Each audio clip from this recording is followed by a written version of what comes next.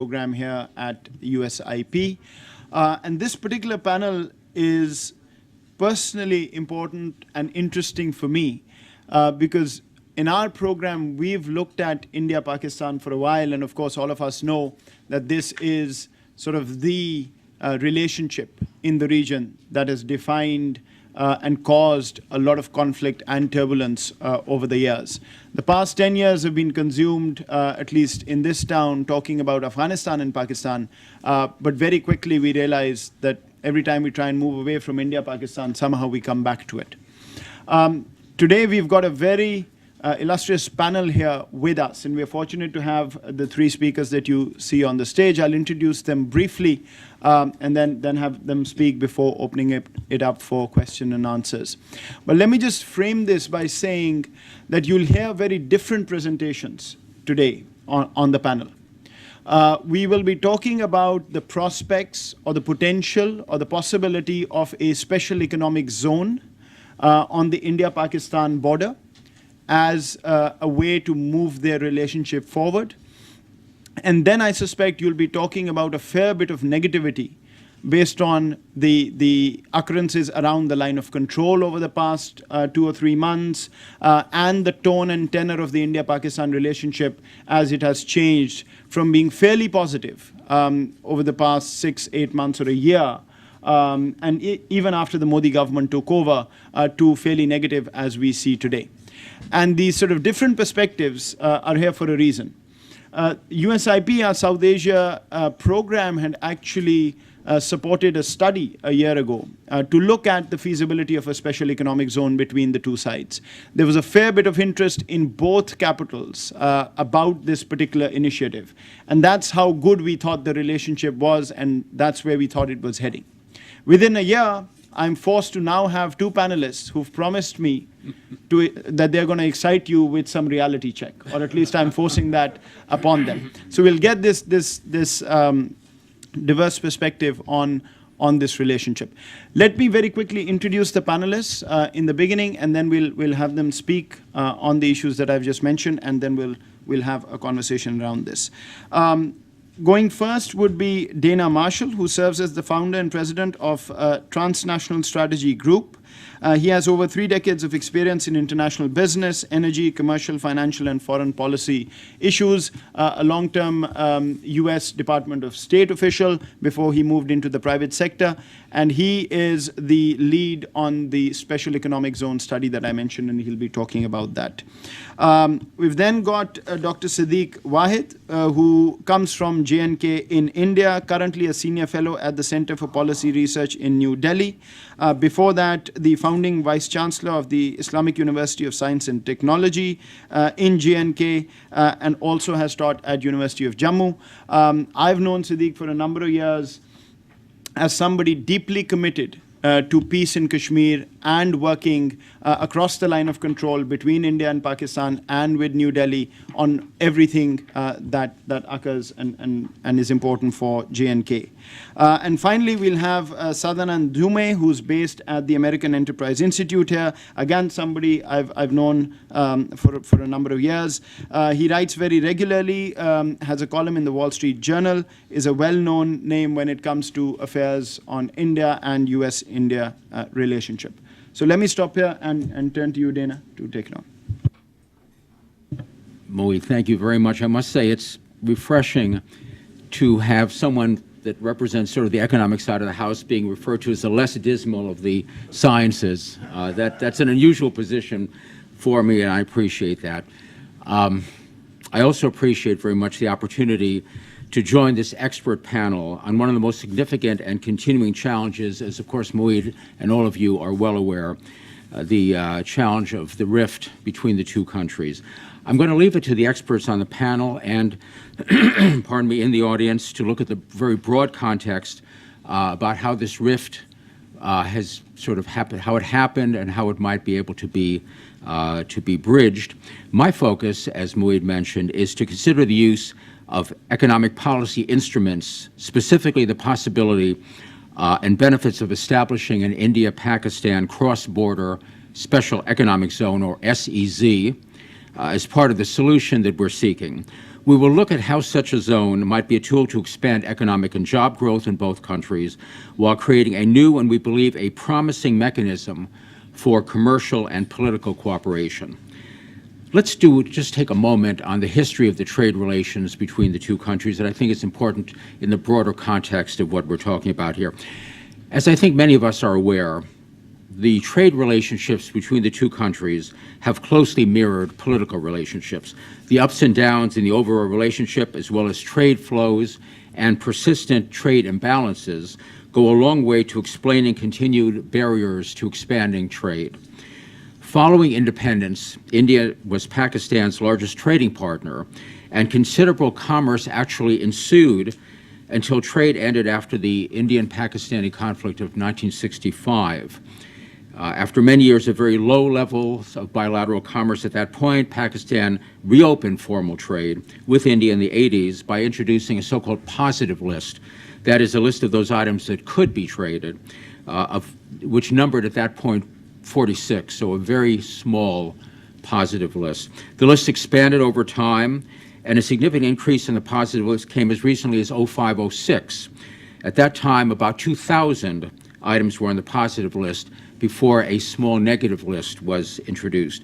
India, in turn, granted Pakistan Most Favored Nation, or MFN, status in 1996, and has sought such status from Pakistan ever since.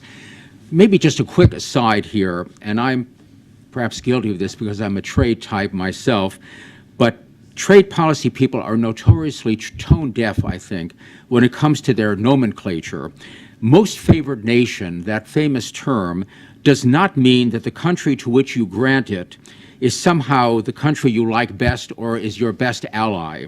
It simply means that the treatment you provide to imports from that country gets the same import treatment as the treatment you give to the most favored country that you trade with. It's a very nice way of ensuring non-discrimination.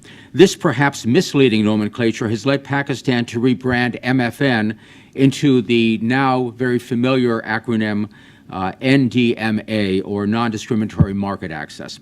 In any case, Pakistani exporters complained that while they enjoy formal MFN status in exports to India, there exist a number of informal or so-called non-tariff barriers to market access.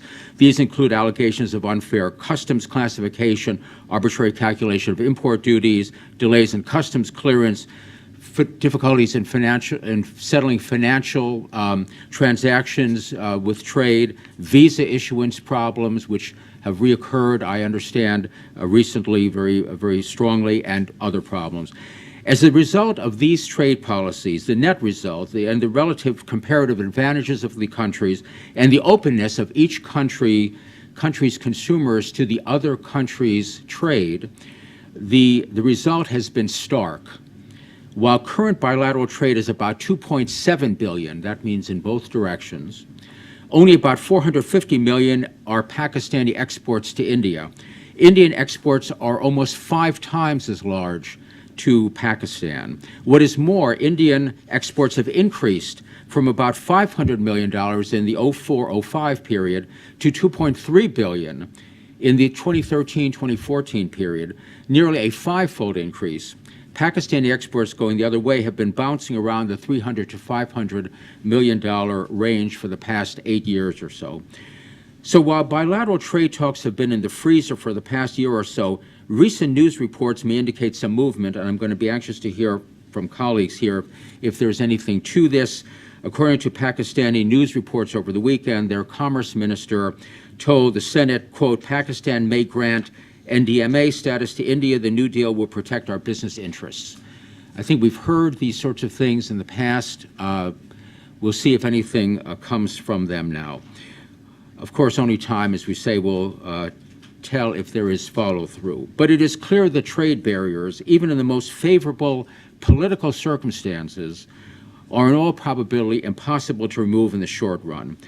One of the many barriers to enhanced commercial cooperation might be termed, and we call this in our report, and incidentally, our report, for those of you who are interested in plunging into it in more depth, can be found on our firm's website, www.transnationalstrategy, all one big word, .com, transnationalstrategy.com. The reciprocity trap, where each side insists on parity before being able to move forward. So now getting to the SEZ, that's a bit of sort of overall background, the trade picture and kind of where things are in the trade negotiation.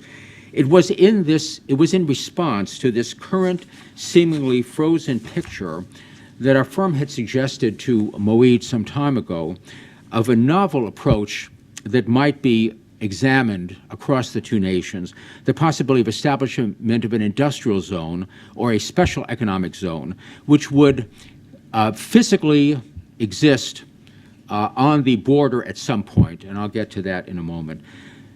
Such cross-border special economic zones, though never examined formally in the India-Pakistan context, are not new at all. In fact, they've been successfully established between countries both with histories of war and also simply with histories of wanting to expand commerce because of the benefits that an SEZ of this kind can offer. They're continuing today to generate real economic and political benefits. What do I mean? A couple of examples before we get to the India-Pakistan very quickly. One example under U.S.-led initiative was the Qualifying Industrial Zone, or QIZ program, in which products manufactured in specially designated regions of Egypt could enter the United States duty-free with a small Israeli component, about 10, 11% Israeli component. That is an enormous benefit because a lot of what is being produced in these QIZ zones are textile and apparel, and for those of you who are familiar with the U.S. tariff system, those products will rank as the highest dutiable products. So tariff-free entry into the United States for those products is a very valuable benefit. Even during the most tense period of Egypt-Israeli relations during the Morsi period, the QIZ program was going strong, and I would argue was perhaps the only real remaining tie between those two countries. Everybody from Cairo to the Muslim Brotherhood to the Israeli Prime Minister's office realized the danger in monkeying around with a program that directly hires over 100,000 Egyptians, and with all the rest of the connections that those 100,000 have. Another very quickly example is in the Koreas, the Kaesong Industrial Park. I think people may be generally familiar with this. It's a park that is wholly within the DPRK. South Korean firms operating there receive a number of benefits. Over 120 South Korean companies have located there. Over 50,000 North Koreans are employed there. This initiative has been seen as successful enough that there's some interest in third country companies investing in that Kaesong zone. And one Forbes report put it, I think, very well in terms of the foreign policy and implications of this. Quote, they called Kaesong perhaps the best hope for the Western world to gain a sufficient toehold into the closed society of North Korea. So there are examples of these zones in places that have at least as tense of a situation as we have between the two countries to be discussed this afternoon. So how would such an SEZ work in the India-Pakistan context? We believe it would create a more business-friendly environment in both nations, attracting commerce, economic activity, and lifting job growth. We believe in SEZ by starting on a small scale, and nobody is anticipating this thing be a full-blown operation. And as you'll see, if you have sufficient interest to actually look at the report, we have a very detailed analysis in there about how we would start such a thing. It can be a catalyst for broader reforms in both countries. Based on previous international experience, but dependent on how the SEZ would ultimately be regulated and administered. And this is not a one-size-fits-all. It would be up to the two countries to decide how they want to do this. It could be phased. There could be many liberalizations right away. It could be a bit less. You could start with a bit less of a liberalizations. All depends. But several things we believe could be tackled effectively by such a zone. One thing, and again, anybody that looks at the India-Pakistan current trade situation understands that a lot of the trade is conducted via transshipment through third countries. Obviously, enormous economic deadweight burden. There's no benefit, maybe except to the shippers and to people who repackage exports and imports for that. We think that an SEZ would certainly deal with that. It would attract foreign investment by implementing an improved export-import policy between the two countries. We believe it would start moving the countries both for their own benefit, and let me stress that this SEZ is not only something that is going to help the relationship between the two countries, it's going to help each individual country without reference to the other guy. That's a very important point, I think. It'll help to streamline and align regulatory frameworks. We believe that there could be some additional liberalization of currency transactions, and we believe that it can help with expanding the freedom of movement of both workers and executives within the zone. One could imagine, for example, a Pakistani executive or Pakistani workers coming in from the Pakistan side, crossing the fence, working in the Pakistan side, maybe crossing, working for a factory in the Indian side. At the end of the day, goes back to the Pakistan side and exits. You would be able to get the best business executives and workers along with all the other economies of scale that can be captured by that zone. But what we think may be the biggest benefit to an initiative of this kind is that it will lead them away from the slow track or even the dead end that we see having occurred recently in commercial negotiations. It's widely believed that trade can only normalize when the countries are able to resolve their tariff and non-tariff barriers. Political issues are inevitably also part of the mix. We believe the consideration of an SEZ initiative can provide a new basis for more satisfying commercial interaction. So how to begin? Maybe just a word about this, and let me stop with this. So as I mentioned, we have proposed a detailed action agenda in our report to create what you might call a pilot SEZ zone, a starter kit that we believe is politically feasible and, very importantly, commercially sound. We don't believe that this thing should be only a political symbol. This is a business thing. This is something that's going to help businesses of both countries. Yes, it will have big political benefits, but it needs to stand on its own politically. And we are very mindful of both of those goals in our report.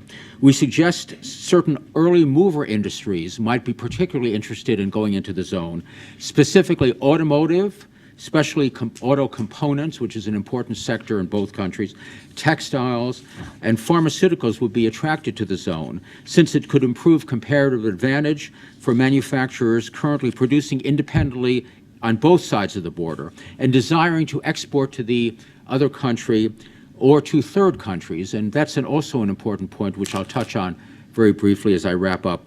Other promising industries we identified that could benefit from location in an SEZ: sporting goods, machinery and machine tools, surgical and scientific instruments, electrical products.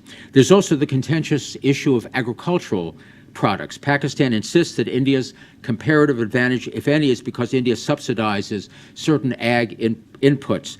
However, if food processing facilities were put into the zone, then only food products would go across the border, which neither country would oppose because they could still retain their agricultural production, but still benefit from both the political and the economic advantages of the zone.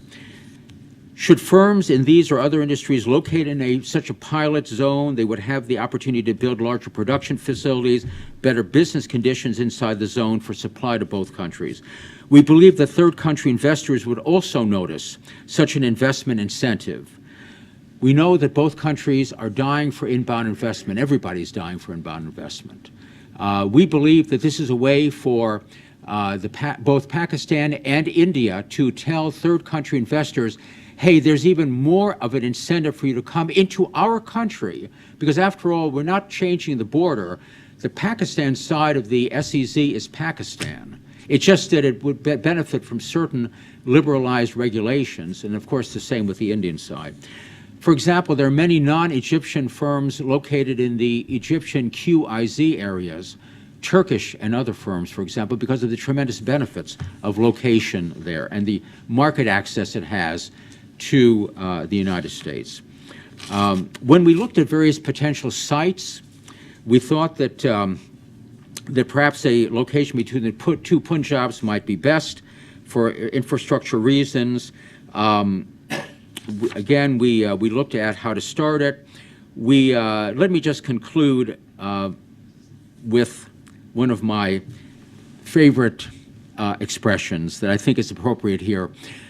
For those of us, and perhaps sometimes in my darker days, I might be included in that, who sometimes wonder whether such a day would ever come between the two countries, I recall a story that President Kennedy liked to tell. It was about a French general who once asked his gardener to plant a tree.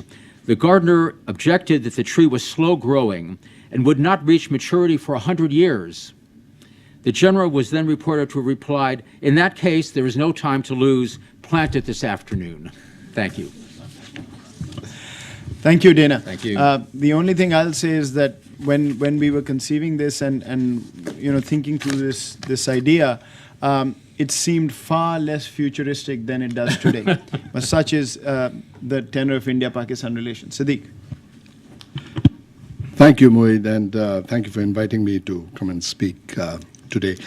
And thank you very much, Dana. I enjoyed it. I enjoyed listening to you, and I am ever hopeful that something like that does come to the table.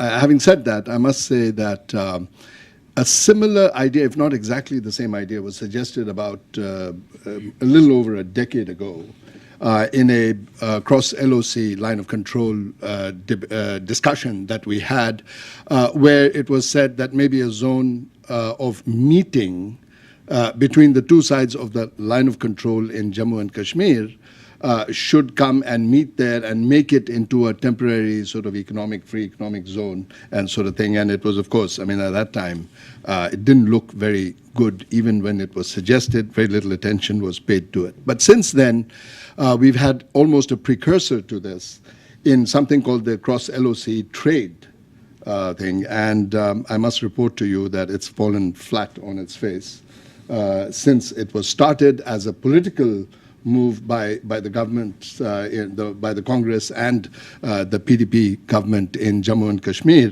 and both for economic as well as for political reasons that felt so. So, and in fact, in J&K, the state of J&K in its entirety, we've often suggested that why don't you look at Jammu and Kashmir as a whole as a free economic zone, and it might provide a solution that sort of, would be tenable. Having said that, I must say that on the subject of today's discussion about which I am to speak, which is repairing the India-Pakistan rift, I must begin by saying I look at it completely from Jammu and Kashmir. Not from Delhi, not from Islamabad. And that is the perspective that I'll be put. And how does it look from Jammu and Kashmir? Very skeptical. And pessimism bordering on cynicism, and although I tend not to try and be. And the reasons for this, I think, are simple. One is the youthfulness of the two major countries involved, which is India and Pakistan. I know historians in India have talked about a 5,000-year history and so forth, but we know that India is 65 years old, basically, which was handed over by the British. And I think that this has a telling effect, at least from the point of view of Jammu and Kashmir. It makes us philosophical in our approach, saying that let the two countries mature in their foreign policies, in their looks at, how they look at various aspects of their policies, whether it be foreign, domestic, economic, social, etc. I think the other thing that makes me very skeptical of this whole thing is the growing politics of identity in the nationalism of the two countries. I don't really need to speak too much about this. I think Pakistan, we all know, is seeing very difficult times, and we're completely aware of it from where we stand in South Asia. I don't know where it's going, but it's an identity that where religion has taken front and center, over the last 2 decades or so, or more, in fact. In the case of India, it also seems to have lurched very dramatically towards an identity that is going to be religious in nature. And do you then have in mind some sort of a, sort of clash of regional civilizations taking place? What is it? I mean, I don't even want to go there in terms of trying to analyze it and talk about it. But where we come from, that is from Jammu and Kashmir, it looks like that's the drift, and that is then we're looking at 2 fairly large status quo states adopting positions that are antagonistic, and what does that mean? Antagonistic based on identity, deep down. No matter how much talk about economics and the importance of economics and so forth may apply to that case. And I think that also is, as I said, cause for some degree of skepticism. And the third, of course, sort of aspect that informs the skepticism is the nuclearization of India and Pakistan, and not just nuclearization. I don't know. I mean, I think it's the nuclear sort of race has sort of become a very esoteric sort of discourse, and all I know is if you blow up big. In a situation like that. So, but what we look askance at in South Asia is the growing arms race between the two and the sort of military-industrial complex that we used to hear about in the 60s and 70s. Which is now growing apace vis-a-vis definitions and so forth. And I'm not even going to get to issues like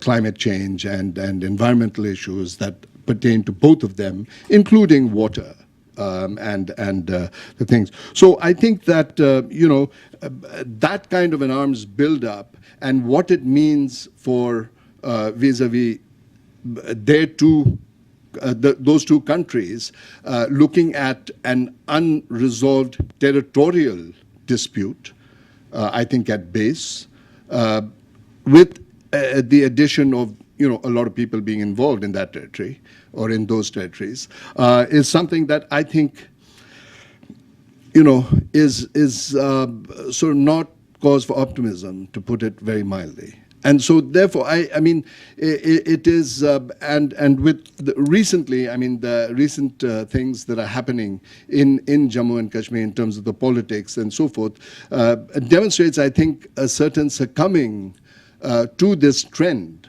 of allowing the discourse or the debate to range around topics like the 3 that I've just spoken of. And so, therefore, where do we go from here? And what do we do? Well, as I said, I mean, I come from Jammu and Kashmir, and we're forever trying to put things on the table to say, how is it that we should discuss the, India-Pakistan relations in sort of with the question of Jammu and Kashmir being a dispute that they need to resolve amongst themselves without discounting the people who live in Jammu and Kashmir. And here, I mean, I'm trained as an historian, so I'll have to just sort of revert to that for momentarily even. And that is that, we've noticed a shift between the mid-19th century and the mid-20th century. There was what the paradigm was in terms of nation states and international relations, which was, of course, very large political spaces called empires, the Russian, the British, the French, the Qing in China, and so for large political spaces and lots of small little economic spaces and zones that were being defined. And somewhere in the mid to late, the second half of the 20th century, that seems to have shifted. And the zones have become, from an economic point of view, it's become huge economic spaces. I mean, maybe just one economic space called globalization, or whatever it is, and smaller and smaller political spaces. And I think that things like East Timor, Scotland, Quebec, and the debates and the discourses that are going on, without prejudice to the nature of the discourses that are going on, or the expressions of that discourse that is going on, are sort of some things that you need to look at. And when I say you, I mean Islamabad and Delhi need to look at as realities that have come onto the onto the table, and how are we going to keep sort of in tune or in stride with that. And in that vein, perhaps let me put on the table something that is even more futuristic than what has been just suggested. And this is something that I've been talking about for some time, and that is that, take Jammu and Kashmir out of the India-Pakistan paradigm of discussion, and let us put it in something called the Central Asia, South Asia paradigm of discussion.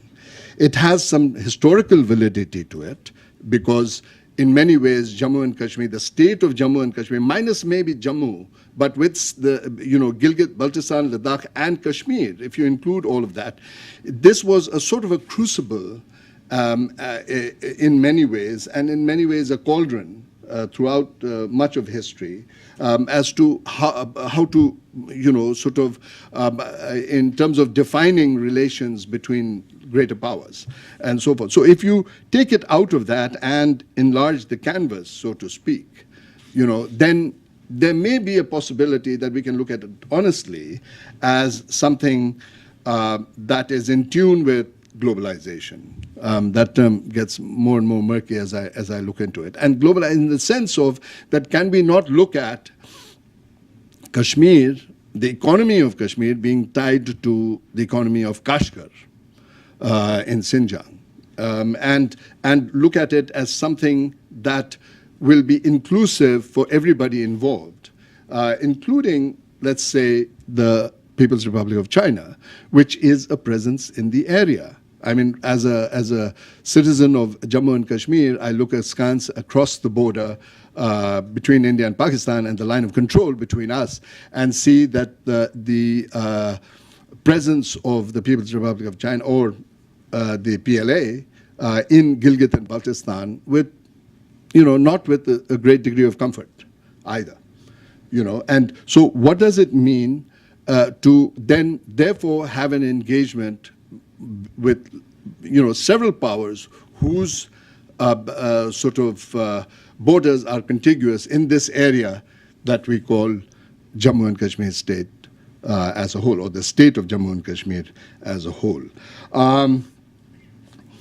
I mean, I may have posited this as being very futuristic, but I must say that I'm not, I don't hold a brief for the Modi government at the moment. But I was, something very hopeful was said to me by a friend of mine who happens to be close to individuals within the Modi regime, who said that, listen, the BJP government that you see, because it was just after the Lok Sabha elections, the parliamentary elections, and he said, Siddiq, throw out your prejudices and even biases, difficult as those are, that look at it in a different way, and that is that the BJP currently is looking at going toe-to-toe with China or against China as something that is important for us in the region.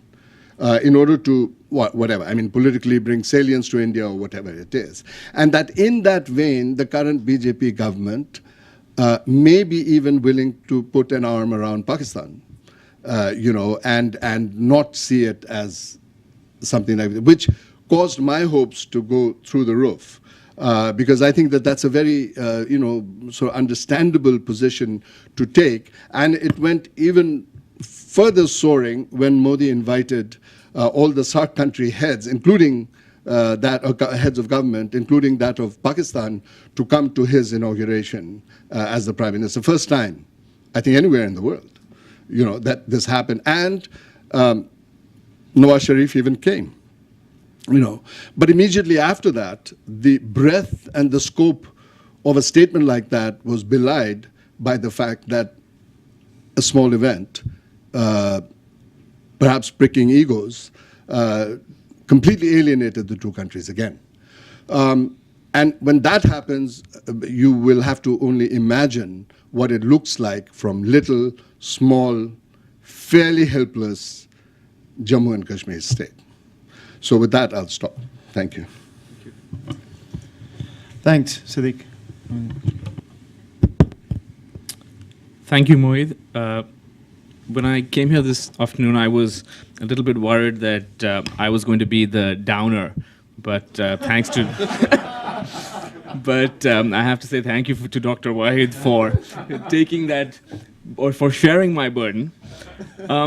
That said, I'm not going to be optimistic, but you'll be sort of, that's the bad news.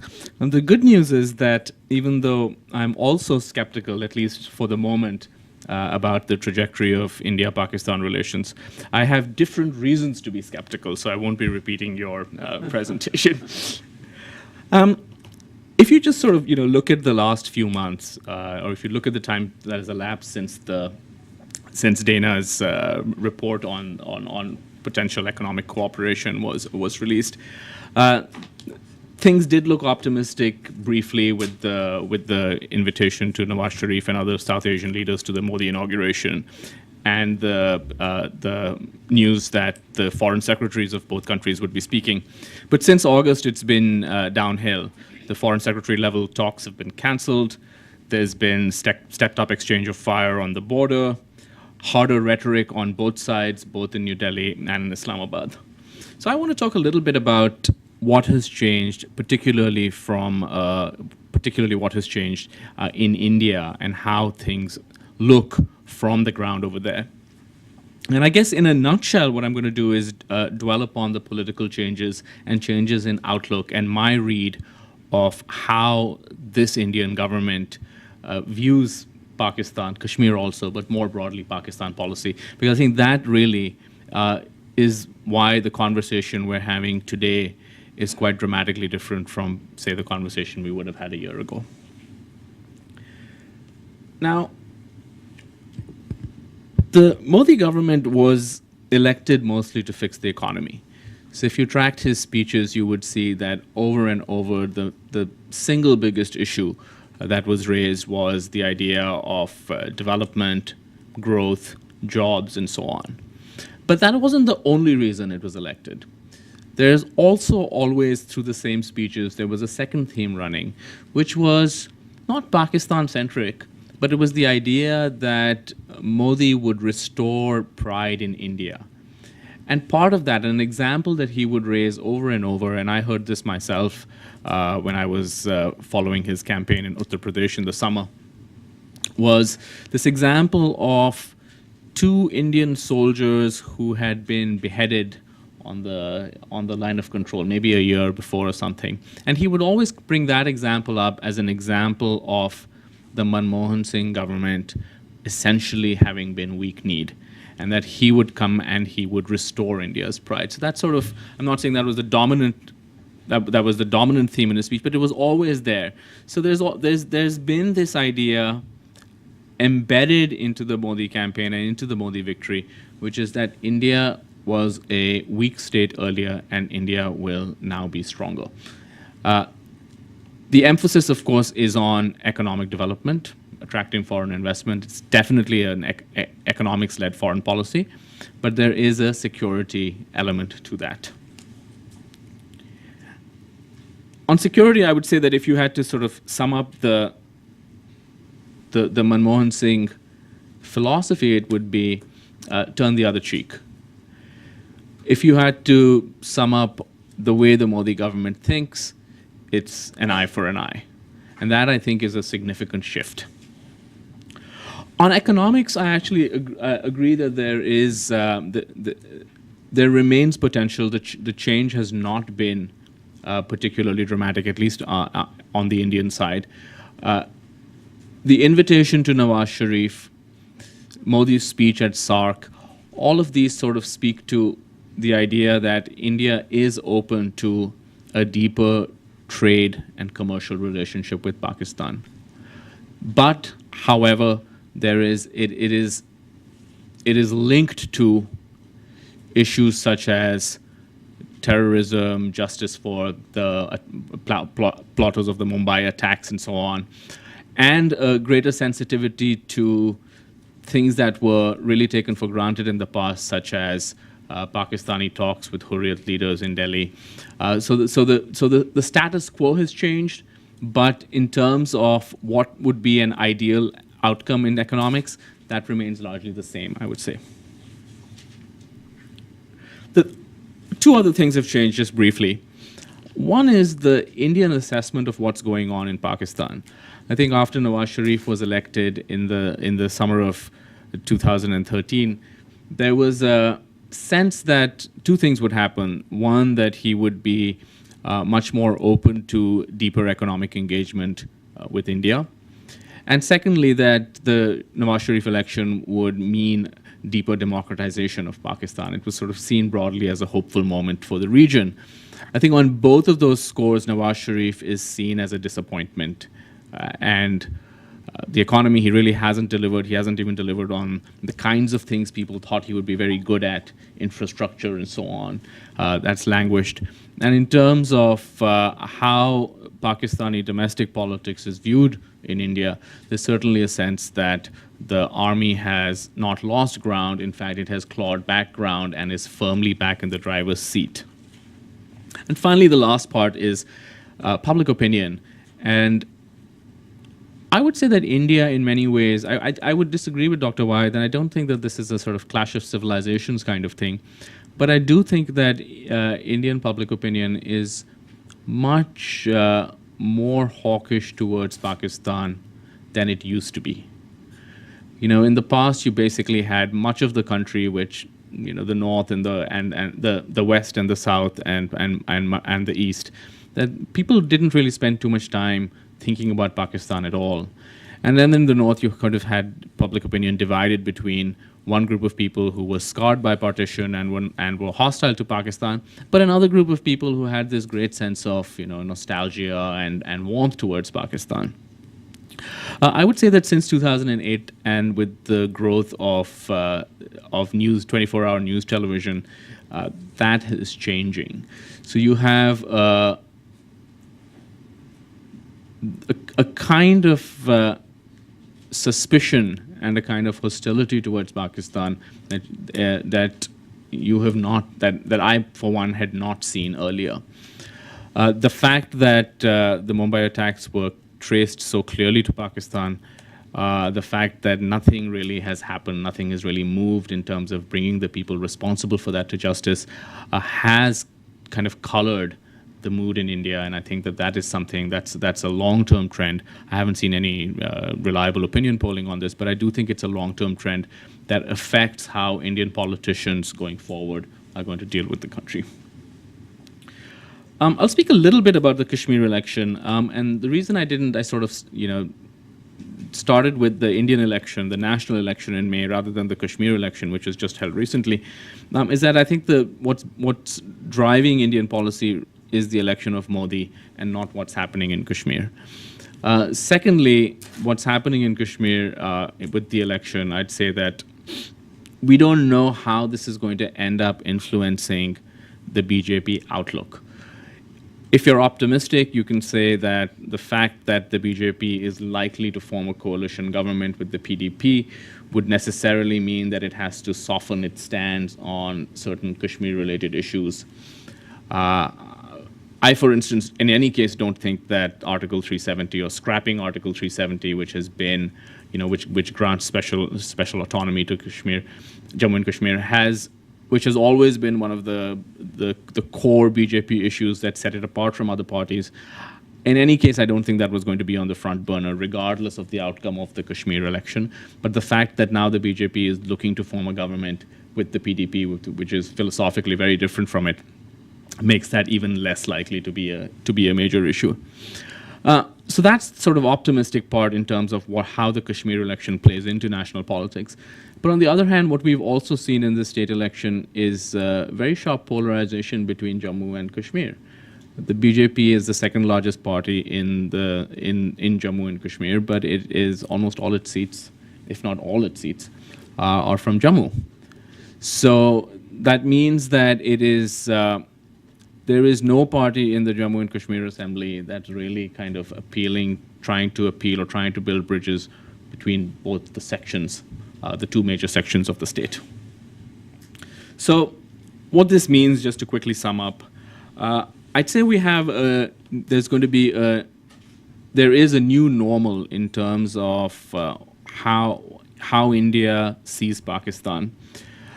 It's still willing to pursue a version of the so-called Gujral doctrine, which would be, which is, India should strive to be, because it's the bigger country, it should strive to be more generous. This government, in my estimation, will still pursue that with the smaller countries in the neighborhood, with Sri Lanka, with Bangladesh, with Nepal, but not with Pakistan. I think with Pakistan, there is definitely a sense that the previous government was not strong enough, and that now it's time for a correction. This lowers the odds of a sort of talks restarting anytime soon. It also increases the risk of escalation, but I don't think the goal over here is escalation. It's very clear that the Modi government is focused first and foremost on the economy, on attracting investment and so on. So the last thing it needs is any kind of serious escalation with Pakistan. However, there seems to be a calculation that there is space quite short of warfare for taking a tougher stand, including on the border with Pakistan, than the previous government took. I'd say in terms of the way forward, coming back to Dana's excellent presentation, I think the way forward really does lie in economic cooperation. I think that if Pakistan were to move forward on proposals for example, the MFN status, which has now been about 20 years in the coming, if that were to happen, if there was sort of room for serious energization of the India-Pakistan commercial and trade relationship, I do think Delhi would be receptive, because that fits in entirely with their own set of priorities. But the question really is how realistic it is to expect that to happen in a broader climate that is quite negative between the two countries. Thank you. Excellent. Thank you to all the panelists. Before we open up, I want to see if any of you want to react to anything you've heard on the panel. At the risk of continuing the negativity, so I just want to say that I appreciate some of the points that Mr. Dhume made, and I would go. But there are a few things that I think need to be examined a little more carefully. Number one is that Modi being elected on the basis of pride in India, or a proud India, I think I agree with you 100%. But the example that you gave of responding very hard to Pakistan is also, I couldn't agree with you more on that. But it is uneven when the response is only to Pakistan and not, for example, to a country like the People's Republic of China, where there is also a border dispute, where I think, acknowledged but not officially so, a lot more territorial aggression has taken place, incursions, call it incursions, occupation, whatever. In fact, maybe 5 or 6 times to the order of what has happened vis-a-vis Pakistan, and even, vis-a-vis the LOC, and even in the case of Kargil and that area. And so I find that curious, and I always like to call Delhi on that one, because I think that it needs to be even-handed when you look at it. Personally, I call it the boarding school syndrome, where, in boarding school, when the kid below you does something wrong, you hammer the kid, but somebody else who's above you, senior to you, does it, you just say, well, we can talk, and we'll come back and we'll come back and negotiate or whatever and things. And I find that, coming, and as I said, no apologies. I'm from Jammu and Kashmir. I find that very difficult. The other thing that I wanted to point out was that the same applies vis-a-vis the public opinion hawkishness towards Pakistan, is that because now in the media, and I'm talking about Indian national media, when there is a Chinese incursion, not only do they not go to the border, but there is sitting in Delhi or sitting in Leh, which is very far from the border, people will talk about, people in the media will talk about it and be not hawkish, but say, the generals are saying we can talk about it, and everybody else is saying we can talk about it. And that way, I think the media in India has suffered great credibility. And I think that these things need to be put in perspective. Well, I actually think that there are strong parallels between how this government views China and Pakistan. And I don't think that, I think that broadly speaking, their approach is the same. You saw a pretty, robust pushback when Xi Jinping was in India, and you had these incursions at the same time. You have seen an overt reaching out to Japan, and the famous bear hug with Shinzo Abe. You've seen during the Obama visit, you've seen India explicitly talk about the Indian Ocean region and the South China Sea. And so I don't think that this is a case of, taking, of being tough on the border with Pakistan and rolling over with China. I'd say that this is a case of a government that is being tough on both borders. I'm certainly no expert on Jammu and Kashmir. I'm glad we have colleagues that are. Nor do I think I'm naive, but I do think that the initiative that we were examining, what that does is it gives the two countries a fresh start and gets them out of this trap of saying, we won't move until you move on this and you won't move on that, because this is something that will immediately benefit both countries. And it seems to me that when you're dealing with an issue or an initiative which has united North and South Korea, Egypt and Israel, and other places which are post-conflict situations, and many other places which are not, that there is something to be, that there is some value to looking at that as a way to bridge maybe to help to shape public opinion a bit. Just one small example of that, very quickly. I remember a story of a former American ambassador to Oman. The United States and Oman have a free trade area agreement, which is probably the most deep economic integration that two countries can have.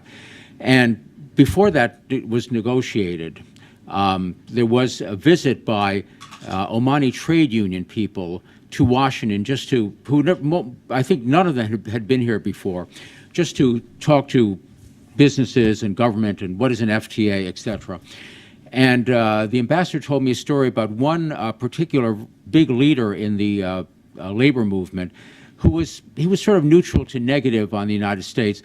They put him up on a hotel up on Wisconsin Avenue, and one Saturday morning he walked down to the Gap store and kind of looking through the clothes over there, and he saw a lot of them were made in Oman. All of a sudden he became almost like an ambassador for better relations with the United States and for the FTA.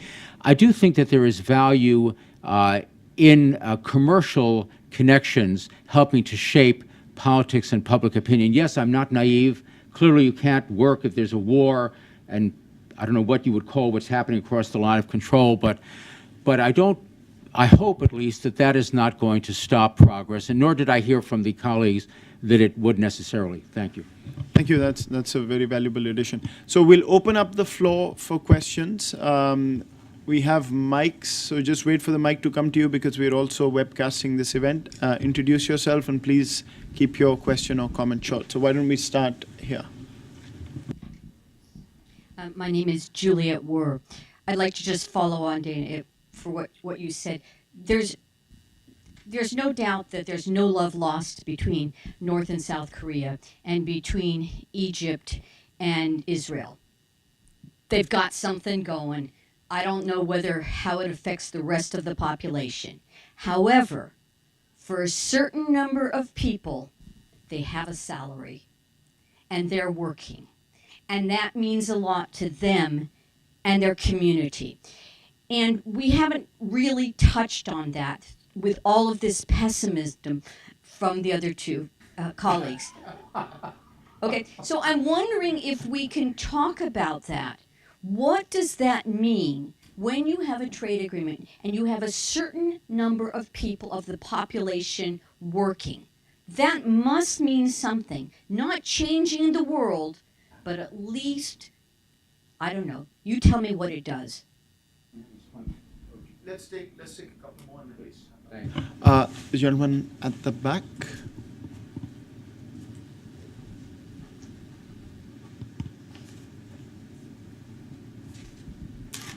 Paul Lundberg.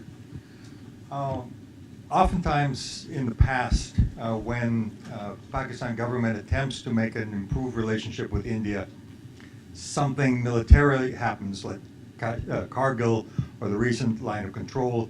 The assumption often is that the military in Pakistan feels that its position is threatened. In your analysis on the design of an economic zone, was there anything specific that was designed into it to enhance the role of military corporations in making money and continuing to improve their role in the country?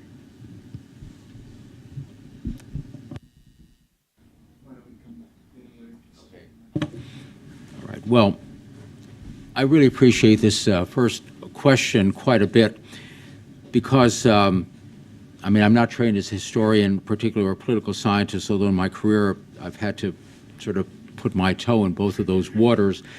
But if you turn the telescope the other way around, and as you say, you look at the average husband and wife sitting across the equivalent of a kitchen table, I mean, it matters a lot that they have a job. I mean, the QIZ initiative in Egypt, as I mentioned, directly hires at least 100,000 Egyptians. Multiply that by 5 or 6 in terms of immediate family and all the rest, and it becomes a significant part of the economy of the country. And that's why even Morsi and his people dared not touch that. Do you think they wanted to have Israeli components coming in there when some of them were saying that they should march on Jerusalem? I don't think so. But they realized that this is an important thing, and they did not want to screw it up. So I do believe that there is value. I do believe that when a person has a job, that it's going to change a lot. And I do believe that there is solid economic evidence. Again, there's not the time in this session this afternoon, but please do look at that paper, and there's a tremendous amount of literature on this subject. Military corporate, yes, again, depending on how the countries would design the zone, there's no question that they could be part of that. Third country investors could be part of that. One could imagine, you talk about futuristic ideas, I don't want this ceiling to fall in, but one could imagine third countries providing trade incentives to the products of such a zone, to encourage the zone to get established. China and Japan, Russia, they all say that they're friends of one or the other or both of these countries, the United States. What if there were some trade preference for some limited number of products produced in that zone? There's a lot of ideas that are out there. None of them are, they've not been tried and put to, I was not aware of the history of the Jammu Kashmir, but frankly, that's not an area that we looked at for the zone. We thought the best place would be between the Punjabs, because of existing infrastructure and because the team that we assembled to do this report believed that the provincial/state level government people would be supportive, and as has been noted, the business communities of both countries, I think, are there. Thank you. I'd like to respond to the sort of analogy made between the two Koreas and Egypt and Palestine, and I feel like a need to defend it, given my position on it. I don't know that much about the two Koreas, but I think the first question that I would say is that as far as Egypt and Israel talking, they've talked. And has it gotten us any closer? I don't think so. In the Middle East. Similarly, make no mistake about it, India and Pakistan talk all the time. Oh, sorry. The point was Yeah. that it doesn't matter if they're not talking. The fact is you've already got established an economic presence where people are working. And that's the point that everyone missed. People are working. And that means something, especially if you have an economic plan. If you're in the government and you say, we're going to improve the economy, and wow, you've got 100,000 people who are working now, that means a difference I to think your the point is economic jobs policy. and jobs and Oh, yeah. I didn't Okay, say well, they would but make I- you better friends. In Yes. fact, I said the opposite. These plans hadn't. We'll take the answer. Okay. Yeah, okay.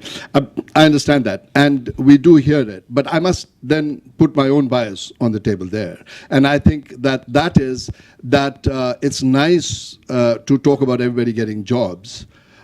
It's very difficult in reality for people to get in jobs when conflict zones themselves, not India and Pakistan, they're not conflict zones. But we in Jammu and Kashmir are a conflict zone. And when the people in the conflict zone, when you talk to them about jobs, it is rejected. Let me give you an example.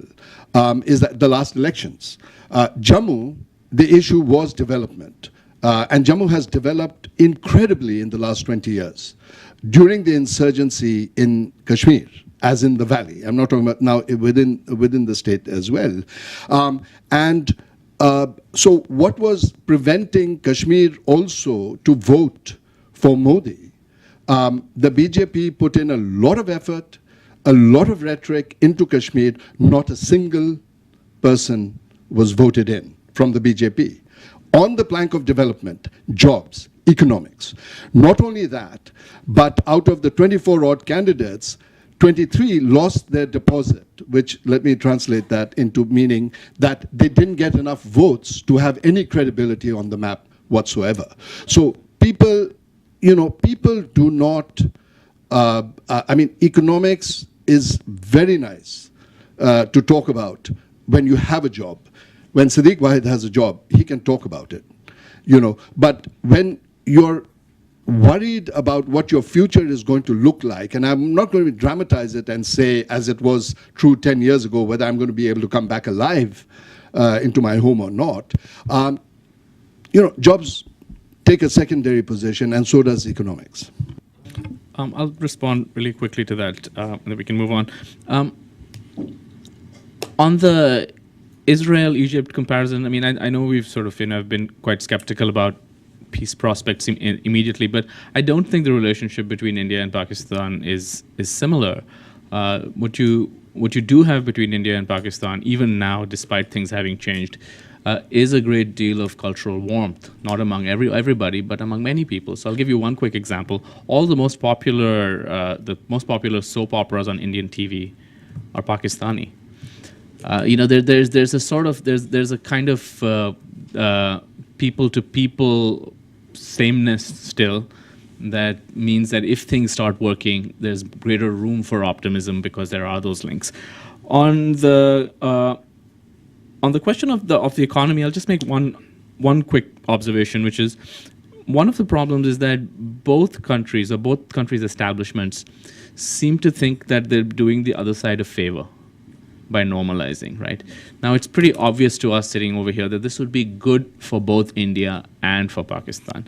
But in India, there's a sense that, well, Pakistan's economy is on the rails, well, they need it more. And in Pakistan, there's a sense that, well, this economy stuff we don't really get, but, if we give you this economy stuff, then you've got to solve all our other problems. And so, that's the sort of just one problem. I mean, I would think more like you, but I think coming back to Dr. Wahid's point, there are a lot of people who don't think like you, unfortunately. Talk about Pakistani soap operas, don't forget Bollywood in Pakistan. Yeah. Have Richard there in the middle, then we'll come to you. Thank you very much. Could I ask you to apply Afghanistan and the stance each country's taken recently towards... Sorry, Richard Lee Smith from the British Embassy. Could I ask you both to look at both countries' relationship with Afghanistan and explain what you think about their approach and what that means to the actual state of Indo-Pak relations? Because I was conscious how that wasn't really something you drew out in your presentations. I may have hammered this into them subtly to focus on India-Pakistan. Maybe they did. Thank you for the presentations. My name is Pavan Bali, and I'm from the Indian side of Kashmir. My first question is to Mr. Marshall. India and Pakistan are not equal trading partners. Indian economy is much larger and growing, like I see it. And do you think that could be one of the challenges to these SEZs, that if we establish them, and how could we overcome that challenge? And my second question is to our pessimistic speakers. Ever since we have a new prime minister at the center, the feedback that I've got is that power is very personality-centric in Delhi. Do you see a glimmer of hope that that could be one of the positive signs that we could come up with an out-of-box solution on Kashmir and on India-Pakistan ties? Thank you. Why don't we reverse to start with you?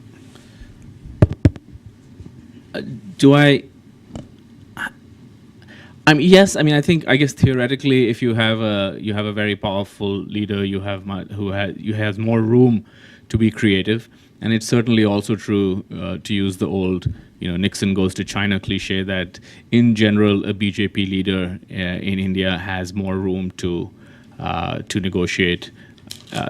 Similarly, I would say just like a PMLN leader would in Pakistan. So yeah, so in theory, yes, but in practice, I haven't seen much evidence to suggest that a breakthrough with Pakistan is very high on Mr. Modi's list of priorities. It was something very important to the previous prime minister. So I think just even in terms of where it is on a checklist of things that you want to pursue, it's not as high as it used to be. On the Afghanistan question, it's a cause for concern. I don't think it's the main course. I think that there are other bigger things that are cause for greater concern. But certainly there's a deep worry in New Delhi that we're going to see some kind of repeat of the 1990s. My own view is that that's a sort of exaggerated fear, because I don't think patterns repeat themselves quite as neatly. But it's not uncommon to come across people who essentially view what's going to happen in Afghanistan after the US drawdown as some kind of repeat, which in a sense, essence means that Pakistani-backed militants are going to reassert control. The security situation in the region, particularly in Jammu and Kashmir, is going to head south as a result of that. So that's certainly something that's very high up on India's list of concerns, and it's something that is raised repeatedly, for instance, in US-India talks. On Afghanistan, as far as India's stand on Afghanistan is one of the most puzzling to my mind. The standard line in Delhi is that we have a definite interest in Afghanistan because it is a neighbor. Obviously, someone hasn't looked at the map, because there's a piece of real estate between you and Afghanistan which is called Pakistan. There's a problem here, and I think that is something that I thought I was being naive, because I don't come from an IR background or security studies background. So it's puzzling, and I think it speaks to what national egos can do, and that's where we get into tough terrain. Is that how do you handle this? How do you handle the fact that they fight over a peak that nobody even knows where it exists, called Siachen, and spend millions and billions of rupees and dollars, trying to keep it or argue over it? How do you do that? And from a people perspective, it's puzzling. And I have always sort of also said, somewhat hopelessly, that if you look at a map, you will see that Jammu and Kashmir abut. Another argument that Delhi makes is that we also will get access to Central Asia through Afghanistan. And my argument on that is, again, look at a map, and if you see Jammu and Kashmir, it abuts Central Asia. And if you two guys can resolve it, then maybe there's some level of cooperation, economic, political, social, etc., historic, for that matter. It is. So I don't know. I mean, it speaks again to the fact that, the problem between them is a result, and which is what makes it, I think, very complex, is historical idiosyncrasies, legal ambiguities where Kashmir is concerned, and political inequity, all rolled into one. And I think that this is something. As far as the personality-centric and whether, person-centric and concentration of power in one place can possibly provide us hope, my bias on that is that goes just the opposite way, and it can be good or bad. And so therefore, is the risk worth taking? Because that personality-centric and person-centric is called a dictatorship. When Israel and Egypt started to talk, there was a guy called Anwar Sadat, fairly strong hand there, and then his successor, we don't even have to talk about, in terms of the dictatorial power. So I think that it's complicated. And also in the case of India, look at Vajpayee. It was very personality-centric, and look where it got us, at the end of the day. Let me respond to that. Very good question on India is so much bigger than Pakistan. How does this work? That argument is raised from time to time, although honestly it's raised a lot less frequently now, because the relative benefit the countries are going to get through economic integration is really not much a function of the size. If that were the case, Mexico would not have dreamed up the idea of NAFTA. At the time that it was proposed, the Mexican economy was maybe 4% of the U.S. economy. Today, Vietnam would not be dying to get into the Trans-Pacific Partnership with the United States. The United States economy is enormous compared to Vietnam. It's a matter of what kinds of products, the specializations there, the kinds of benefits that could be provided. And remember, what we're talking about in SEZ, yes, it's trade, but it's mainly to try to get benefits from a zone in which investment can occur in a much more liberalized way and across the two countries. You can have enormous synergies that can be grasped through such a plan. So I don't think that's an issue. I do know that sometimes the Pakistani business people in certain sectors do express concern about that. But I don't really think that that is what principally is the problem that explains the trade imbalance. I have a question here and then one back there. Just wait for the microphone. Well, thank you. My name is Victor Huang, and I'm from China. So, excuse me if I think this question too naive, but I think that this problem is not just merely worldly. So, I think the reason why India and China could act in terms of negotiation is because they have no conflicts in such sections like faith or religions, so that they could act applies to the classic geopolitical some kind of theories. But the problem between Pakistan and India is somewhat different because they have conflicts in faith in religions, and that the conflict in religions has led the old India colony to the worst situation that the country can never get to is the separation between the two countries, and I think this kind of conflict still exists today. So I think the Kashmir problem is never a single conflict between the two nations. It should be treated as a larger combat between the Islamic religion and other side, the Hindu or other religions. And I think that after the separation of Pakistan and India, the borders, the frontier of those two countries can be treated as another blurred frontier between the passionate, aggressive Islam and the other side, the same passionate and the same exclusive Hindu. So I think those two countries, as long as their population is religious, can never see those questions very rationally. And through mere SEC or government negotiation, this kind of question can never be handled very well. Thank you. I think that's more a comment than a question, so we'll go at the back, and you'll be the last one.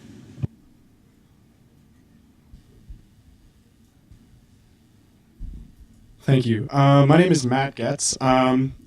We've spoken about Afghanistan from the India perspective, but I was wondering if maybe you could talk more about relationships with Afghanistan from the Pakistani perspective. We just heard that the conflict between religions may be a factor, but what if geopolitical conflicts become more important than religious conflicts? We've talked about cultural synergy between Pakistan and India. We've talked about cultural synergy between Pakistan and India, and I was wondering if that could become more important than a religious divide, especially once the United States leaves Afghanistan. Could Pakistan become more concerned about their border with Afghanistan than they are about their border with India?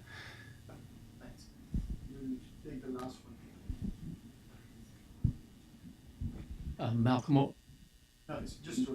Odell. I spent about 13 years in both sides of the conflicts over the last 20 or 30 or 40 years. I'm going back over to Pakistan next month, I think, for a year or so. And I see it in the context of the U.S. Institute of Peace here, that maybe there's a subtext to this conversation that we're not really focused on. There's a certain hopelessness or pessimism at the top level that the leaders are not going to get together, that maybe not even the government's going to look eye to eye. But meanwhile, there's all kinds of informal connections going on, and those have proved tremendously successful in resolving conflicts elsewhere. For example, you mentioned the Pakistani, what do you call them, soap operas, yeah, the Pakistani soap operas. You know that we all know that every Pakistani and Indian that leaves the country and goes anywhere immediately become friends wherever they are. If you go to Dubai and you meet an Indian, he'll take you to a Pakistani restaurant, and the same thing here in Washington, D.C. They've all been friends for years, and they don't see the point of it. Trade is a subtext. Trade is not a subtext. Trade is a track to diplomacy, and I think track to diplomacy is tremendously powerful. And there's another one that I've been familiar with, which is the universities of Pakistan and India. The major universities, many of them founded during the years preceding the Green Revolution by U.S. investment, land-grant universities. Those universities are all talking to each other, and they want to talk more. We designed a program for agriculture in Pakistan that had a component for an Indus Valley initiative that would bring people from both sides, engineers, scientists on water, hydrology, technology, agriculture, and energy together. And those people are doing it now. If we could encourage more of that kind of track to diplomacy, not just commercial, which I think is very powerful, but in other arenas, I think it could be extremely, extremely effective. Let's come back for the last word to the panel. Well, I don't think I could summarize it better than this last comment. Quite frankly, I think that that's absolutely right. I do think that maybe the first comment and the last one in terms of the power of economics to bring these countries together is something that's very important. I'm not naive enough. Nobody should be naive and think that that is all that it's going to take. But there is no question that it can be more fully developed. I've had a chance to work with both Indian and Pakistani businessmen and women, and I can tell you, and everyone in this room knows, that they are world-class people and can do world-class transactions with the United States and with each other and with third countries. I think sometimes there's a part of me that wants the big politicians to get out of the way and let this Track 2 or others to try to move things forward. I, by nature, am optimistic. I defy anybody who's been in IR for his or her career not to be that way. So I do believe that there is value in this. I'm hoping that one day there will be an opportunity to advance the ball on the SCZ, and I look forward to doing so. Thank you.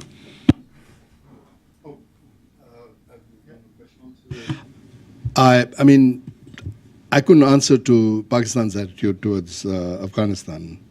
So I will not. But if it's a last word, then I can say from where I stand, in Jammu and Kashmir, I hope and pray every day that these guys in Islamabad and in Delhi will get together and talk through economics, through, kissing and making up. I don't know what it will take, but the sooner they do that, I think the quicker we will be able to see some light at the end of the tunnel, insofar as thus far we are being ignored by both of them and largely by the international community as well. Thank you.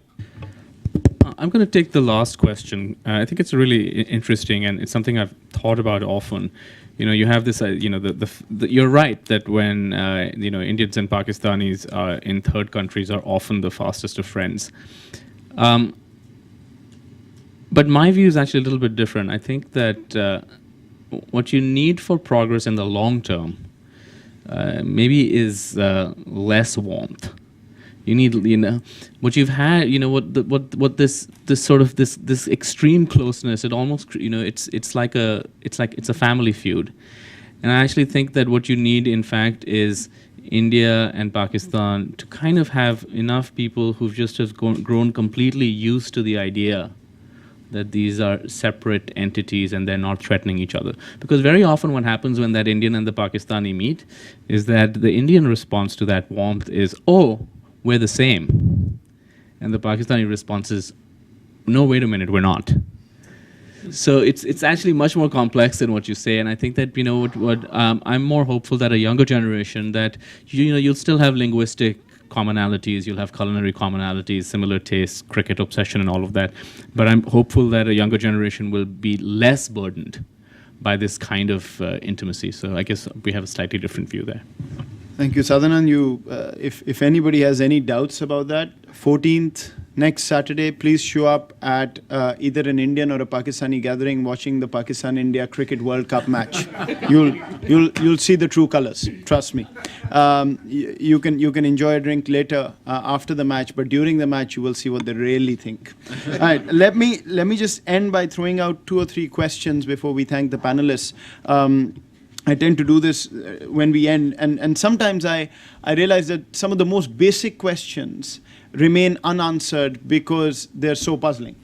And here, let me just throw out 3 or 4 to end. One, quite honestly, I am still at a loss to understand, Dana, why Pakistan has delayed this MFN, NDMA, whatever, for years and years. Because ultimately, it doesn't lose anything by doing it, probably doesn't gain much, but it's just a diplomatic sort of victory, I think, in some ways. And I cannot, for the life of me, understand what is holding Pakistan back, no matter what India says on this. On the other side, I also, for the life of me, maybe I'm just dumb, but I can't understand why India has cancelled talks on a reason which simply is neither here nor there. Because at the end of the day, I think India looks bad. When there's a conversation going on and you cut off talks, and the question being asked is, why aren't you talking? How are you going to move forward? So I also can't understand that. Third, my pessimism actually stems from something that Sadhanan and Siddiq and Dana seem to think is the optimism here, which is that Pakistan for the longest period tied economics to Kashmir and said, I'll trade when Kashmir is resolved. Now, from what I'm hearing, it seems that India equally ties economics to terrorism. And so first you had one, now you have both who say, well, fix some other problem and then I'll talk trade, which to me at least makes me more pessimistic. Fourth, and I think this is probably the most important, how do you tame the media on both sides? You mentioned the 24/7 media. I'm finishing up a book, and one of my case studies in the book is Mumbai. And I've concluded that Mumbai was not a crisis, but for the media. Both governments responded fairly responsibly to what had happened and were trying to figure out a way to get out of the crisis, except that if you turned on the media, you would actually start thinking about when the first bomb would explode on what side. And so I don't know how you get to that, but I think the public narratives have gone ahead of track one in this relationship for a long time. And finally, on Afghanistan, it always amuses me, but as much as I look at this, both Pakistan and India, I think fundamentally are concerned about the other when they look at Afghanistan. To date, I don't think this has changed. What thankfully has changed is that Afghanistan is not the same as it was 20 years ago. I think there's been tremendous change, positive, in Afghanistan, which will not allow these two sides to play this as simplistically as before. And ultimately, I think all three understand that if Afghanistan, Pakistan, India are not on the same page, this whole idea of the economic integration of the region and South Asia moving forward is going to be a pipe dream. So let me end there. Please join me in thanking the panelists. I also want to mention, before you leave us, that on the 18th of February, we are going to have the Pakistani Interior Minister, Chaudhry Nisar Ali Khan, speak here on the terrorist challenge and what Pakistan is doing in the post-Peshawar space. Thank you very much.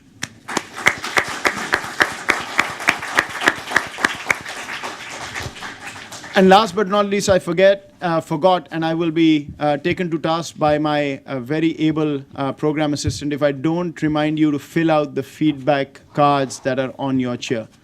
So for my job security, do it. Thank you.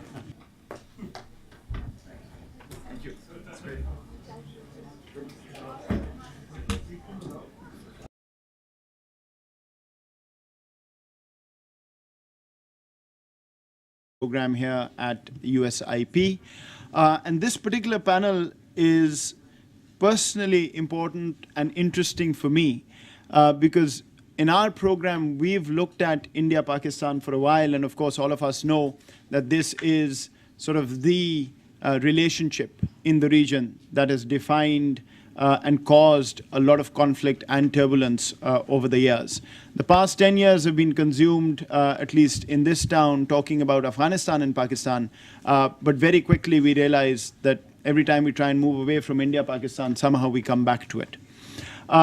Today we've got a very illustrious panel here with us, and we're fortunate to have the three speakers that you see on the stage. I'll introduce them briefly and then have them speak before opening it up for question and answers. But let me just frame this by saying that you'll hear very different presentations today on the panel. We will be talking about the prospects or the potential or the possibility of a special economic zone on the India-Pakistan border as a way to move their relationship forward. And then I suspect you'll be talking about a fair bit of negativity based on the occurrences around the line of control over the past 2 or 3 months and the tone and tenor of the India-Pakistan relationship as it has changed from being fairly positive over the past 6-8 months or a year, and even after the Modi government took over, to fairly negative as we see today. And these sort of different perspectives are here for a reason. USIP, our South Asia program, had actually supported a study a year ago to look at the feasibility of a special economic zone between the two sides. There was a fair bit of interest in both capitals about this particular initiative. And that's how good we thought the relationship was, and that's where we thought it was heading. Within a year, I'm forced to now have two panelists who've promised me that they're going to excite you with some reality check, or at least I'm forcing that upon them. So we'll get this diverse perspective on this relationship. Let me very quickly introduce the panelists in the beginning, and then we'll have them speak on the issue. Many barriers to enhanced commercial cooperation might be termed, and we call this in our report. And incidentally, our report, for those of you who are interested in plunging into it in more depth, can be found on our firm's website, www.transnationalstrategy, all one big word, .com, transnationalstrategy.com. The reciprocity trap, where each side insists on parity before being able to move forward. So now getting to the SEZ, that's a bit of sort of overall background, the trade picture and kind of where things are in the trade negotiation. It was in response to this current seemingly frozen picture that our firm had suggested to Moeed some time ago of a novel approach that might be examined across the two nations, the possibility of establishment of an industrial zone or a special economic zone, which would physically exist on the border at some point, and I'll get to that in a moment. Such cross-border special economic zones, though never examined formally in the India-Pakistan context, are not new at all. In fact, they've been successfully established between countries both with histories of war and also simply with histories of wanting to expand commerce because of the benefits that an SEZ of this kind can offer. They're continuing today to generate real economic and political benefits. What do I mean? A couple of examples before we get to the India-Pakistan very quickly. One example under U.S.-led initiative was the Qualifying Industrial Zone, or QIZ program, in which products manufactured in specially designated regions of Egypt could enter the United States duty-free with a small Israeli component, about 10–11% Israeli component. That is an enormous benefit because a lot of what is being produced in these QIZ zones are textile and apparel, and for those of you who are familiar with the U.S. tariff system, those products will rank as the highest dutiable products. So tariff-free entry into the United States for those products is a very discrimination. This perhaps misleading nomenclature has led Pakistan to rebrand MFN into the now very familiar acronym NDMA, or Non-Discriminatory Market Access. In any case, Pakistani exporters complain that while they enjoy formal MFN status in exports to India, there exist a number of informal or so-called non-tariff barriers to market access. These include allegations of unfair customs classification, arbitrary calculation of import duties, delays in customs clearance, difficulties in settling financial transactions with trade, visa issuance problems, which have reoccurred, I understand, recently very strongly, and other problems. As a result of these trade policies, the net result and the relative comparative advantages of the countries and the openness of each country's consumers to the other country's trade, the result has been stark. While current bilateral trade is about $2.7 billion, that means in both directions, only about $450 million are Pakistani exports to India. Indian exports are almost 5 times as large to Pakistan. What is more, Indian exports have increased from about $500 million in the 2004-05 period to $2.3 billion in the 2013-2014 period, nearly a 5-fold increase. Pakistani exports going the other way have been bouncing around the $300 to $500 million range for the past 8 years or so. So while bilateral trade talks have been in the freezer for the past year or so, recent news reports may indicate some movement, and I'm going to be anxious to hear from colleagues here if there's anything to this. According to Pakistani news reports over the weekend, their commerce minister told the Senate, quote, Pakistan may grant NDMA status to India. The new deal will protect our business interests. I think we've heard these sorts of things in the past. We'll see if anything comes from them now. Of course, only time, as we say, will tell if there is follow-through. But it is clear that trade barriers, even in the most favorable political circumstances, are in all probability impossible to remove in the short run. One of the many Pakistan cross-border Special Economic Zone, or SEZ, is part of the solution that we're seeking. We will look at how such a zone might be a tool to expand economic and job growth in both countries while creating a new and we believe a promising mechanism for commercial and political cooperation. Let's just take a moment on the history of the trade relations between the two countries that I think is important in the broader context of what we're talking about here. As I think many of us are aware, the trade relationships between the two countries have closely mirrored political relationships. The ups and downs in the overall relationship, as well as trade flows and persistent trade imbalances, go a long way to explaining continued barriers to expanding trade. Following independence, India was Pakistan's largest trading partner, and considerable commerce actually ensued until trade ended after the Indian-Pakistani conflict of 1965. After many years of very low levels of bilateral commerce at that point, Pakistan reopened formal trade with India in the 80s by introducing a so-called positive list. That is a list of those items that could be traded, which numbered at that point 46, so a very small positive list. The list expanded over time, and a significant increase in the positive list came as recently as 05-06. At that time, about 2,000 items were on the positive list before a small negative list was introduced. India, in turn, granted Pakistan Most Favored Nation, or MFN, status in 1996, and has sought such status from Pakistan ever since. Maybe just a quick aside here, and I'm perhaps guilty of this because I'm a trade type myself, but trade policy people are notoriously tone deaf, I think, when it comes to their nomenclature. Most favored nation, that famous term, does not mean that the country to which you grant it is somehow the country you like best or is your best ally. It simply means that the treatment you provide to imports from that country gets the same import treatment as the treatment you give to the most favored country that you trade with. It's a very nice way of ensuring non-discrimination. Issues that I've just mentioned, and then we'll have a conversation around this. Going first would be Dana Marshall, who serves as the founder and president of Transnational Strategy Group.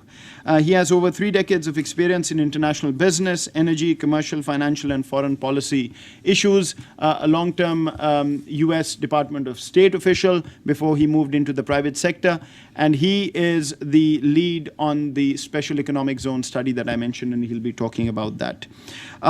We've then got Dr. Siddiq Wahid, who comes from J&K in India, currently a senior fellow at the Center for Policy Research in New Delhi. Before that, the founding vice chancellor of the Islamic University of Science and Technology in J&K, and also has taught at University of Jammu. I've known Siddiq for a number of years as somebody deeply committed to peace in Kashmir and working across the line of control between India and Pakistan and with New Delhi on everything that occurs and is important for J&K. And finally, we'll have Sadanand Dhume, who's based at the American Enterprise Institute here. Again, somebody I've known for a number of years. He writes very regularly, has a column in the Wall Street Journal, is a well-known name when it comes to affairs on India and US-India relationship. So let me stop here and turn to you, Dana, to take it on. Moeed, thank you very much. I must say it's refreshing to have someone that represents sort of the economic side of the house being referred to as the less dismal of the sciences. That's an unusual position for me, and I appreciate that. I also appreciate very much the opportunity to join this expert panel on one of the most significant and continuing challenges, as of course Moeed and all of you are well aware, the challenge of the rift between the two countries. I'm going to leave it to the experts on the panel and, pardon me, in the audience to look at the very broad context about how this rift has sort of happened, how it happened, and how it might be able to be bridged. My focus, as Moeed mentioned, is to consider the use of economic policy instruments, specifically the possibility and benefits of establishing an Indian